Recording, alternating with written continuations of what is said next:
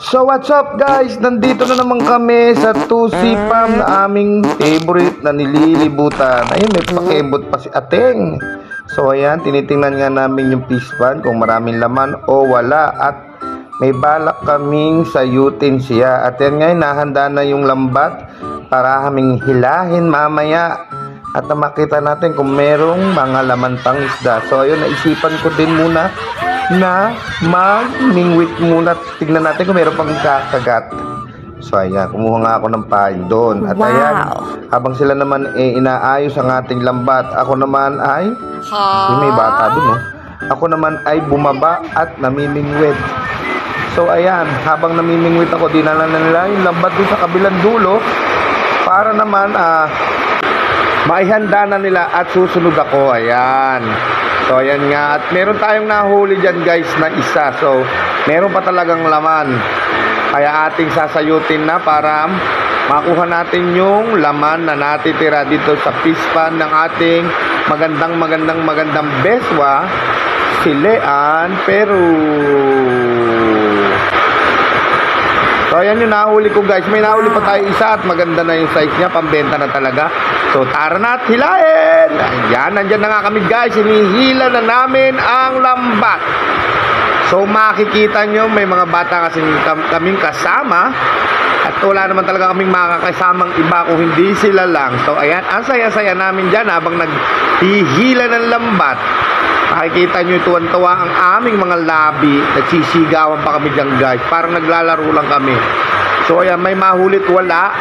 Yung pinakamaganda rito ay yung aming happiness na nararanasan pag nandito kami sa farm. Napakasaya, napaka-relaxing talaga. Sama-sama kami dito guys na nagsasaya, nag-enjoy at ayan nagbibisi-bisihan. At sana nga ay marami kaming mahuli. Dahil sa totoo lang, napakadaming inilagay na fingerlings dito, pero kinakabahan kami at baka talagang inubos na sila ng hito, ng bulig. Nagkaroon ng konti pagbaha, nakapasok ang mga hito at bulig. So ayan, pati mga pagungay nandyan, nagkalat na, kaya tinry na namin talaga na sayutin para makita kung may laman pa o wala. Sige Kuya Ronnie, akyat lalo isong. Ayan, sige, go, akyat. Ayan, at pumapasag guys yung mga isda na nasa loob ng lambat at mukhang marami-rami siya, makikita nyo, nagpapasagan sila guys. Diba ang inam naman, dito lang sa probinsya yan guys. Andyan ang mga gulay, gaya ng papaya, saluyot, marunggay, kamoting kahoy, diba? Tapos ayan, mag-iihaw ka lang yan, pangsagpaw na, pangsahog na. Napakasarap dito guys talaga. Napakasimpleng buhay. Ayan, inihaw na namin yung bulig. Diba, pangsahog. Sangkapat. Dahil nga napagod sa kahihila ng lambat ang ating mga tropa, ang ating mga beso. At ito, nagpasya na kaming kumain. Ayan guys.